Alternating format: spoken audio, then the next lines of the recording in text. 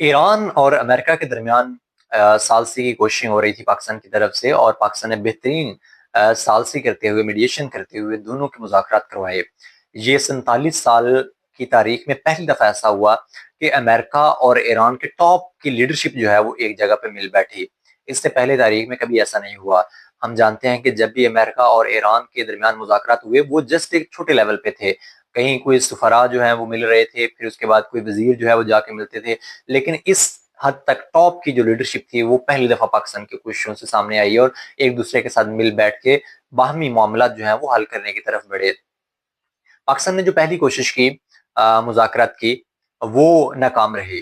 पाकिस्तान ने जंगबंदी की कोशिश की और वो कामयाब रही, लेकिन उसके बाद इस्लामाबाद में जो इस्लामाबाद टॉक्स हुई, वो नाकाम रही। और अमेरिकन प्रेसिडेंट डोनाल्ड ट्रंप ने भी इस बात का ऐलान किया कि तकरीबन हमारा इत्तेफाक हो चुका था ईरान के साथ, बस कुछ मामलात जो हैं वो अबनाए हुर्मज़ और उनके यूरेनियम से रिलेटेड थे, उनके ऊपर हमारा इत्तेफाक नहीं हो सका।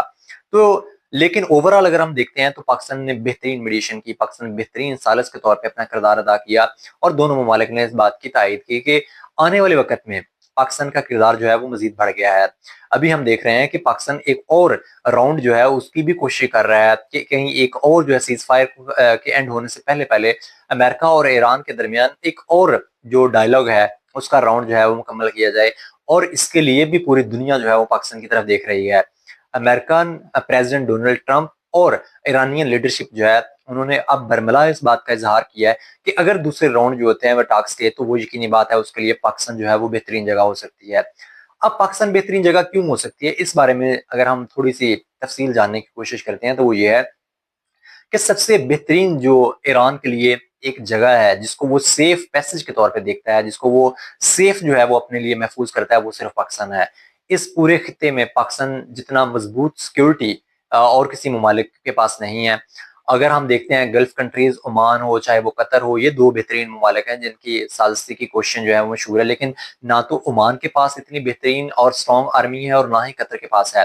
तो दोनों के लिए बहुत मजबूत सिक्योरिटी फ्राहम करना ईरानियन डेलीगेशन को वो बहुत मुश्किल है।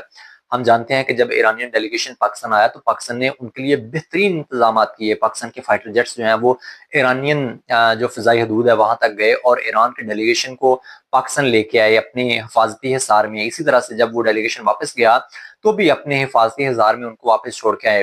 तो इस खित्ते में पाकिस्तान से बेहतर सिक्योरिटी ईरानियन डेलीगेशन को नहीं मिल सकती है। ये बात तो एक अंडरस्टूड है, और इस बात को ईरानियन भी समझते हैं कि अगर हमारे डेलीगेट्स जो हैं वो महफूज तरीके से ईरान से बाहर कहीं जाके नेगोशिएशंस में हिस्सा ले सकते हैं तो वो सिर्फ और सिर्फ पाकिस्तान है।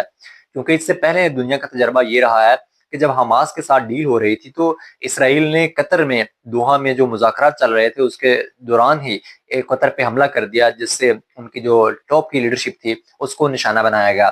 तो अब पाकिस्तान जो है वो कतर नहीं है। पाकिस्तान के ऊपर हमला करना और पाकिस्तान में मेहमान को खुदा न खास्ता नुकसान पहुंचाना, ये इतना आसान नहीं है, और ना ही ये पाकिस्तान किसी सूरत इजाजत दे सकता है।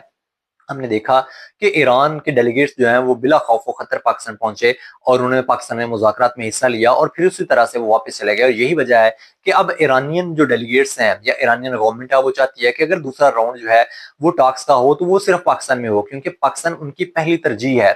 एक तो पाकिस्तान उसके करीब तर है, और दूसरा जो है वो पाकिस्तान की सिक्योरिटी से बिल्कुल मुतमिन है, और पाकिस्तान के किरदार से जो है वो मुतमिन है। और पाकिस्तान ने जिस तरह से सालसी की कोशिश की है उससे भी वो मुतमिन नजर आते हैं। इसी तरह से अभी अमेरिकन प्रेसिडेंट डोनाल्ड ट्रंप की तरफ से भी बड़ा अहम बयान सामने आया कि हम ज्यादा जो है वो इस चीज की तरफ माइल हैं कि हम पाकिस्तान में जाके मुज़ाकरात करें, क्योंकि पाकिस्तान के जो फील्ड मार्शल आसिम मुनीर है उनका किरदार इस पूरी जंग में बहुत एक्स्ट्रा ऑर्डिनरी रहा है।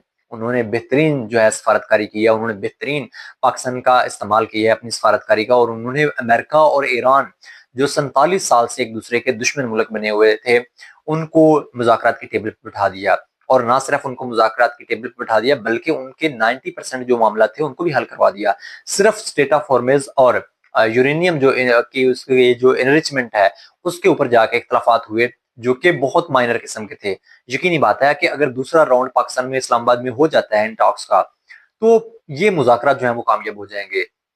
اور یہ جو سیز فائر ہوا ہے عارضی طور پہ 2 ویکس کے لیے، یہ مسلسل اور مستقل جنگ بندی جو ہے اس میں بھی کنورٹ ہو سکتا ہے، اور اس کی بہت سگنیفیکنس ہوگی پوری دنیا میں۔ ہم دیکھیں گے کہ آنے والے وقت میں پاکستان کا کردار جو ہے وہ بڑھتا چلا جائے گا، اور پاکستان جو ہے وہ ایک مضبوط ملک بن کے سامنے آئے گا، اور پاکستان کی طرف پوری دنیا دیکھ رہی ہوگی، اور پاکستان جو ہے وہ دنیا میں بہترین امیج کے ساتھ آگے بڑھے گا۔ پاکستان کا وقت جو ہے وہ آ رہا ہے، پاکستان نے بہت کوششیں کی ہیں اور پاکستان نے بہت سٹرگل کیا ہے۔ پاکستان جو ہے وہ پہلے ایک ایسے ملک کے طور پہ جانا جاتا رہا ہے جس میں بہت سارے مسائل کا شکار ملک رہا ہے، لیکن اب ہم دیکھ رہے ہیں کہ پاکستان ایک ثالث کے طور پہ اور بہترین ثالث کے طور پہ، اور ایک ایسا ملک جو کہ پیس میکر ہے، دنیا میں امن لانا چاہتا ہے، اس کے طور پہ دنیا جان رہی ہے۔ تو اگر یہ دوسرے مذاکرات پاکستان میں ہوتے ہیں اور یہ کامیاب مذاکرات ہوتے ہیں تو یقینی بات ہے اس کا نہ صرف پاکستان کو بلکہ پوری دنیا کو بہت فائدہ ہوگا، اور دنیا جو اس مشکل وقت سے گزر رہی ہے، یقینی بات ہے اگر یہ مذاکرات کامیاب ہو جاتے ہیں تو پاکستان کی وجہ سے پوری دنیا جو ہے وہ سکون حاصل کر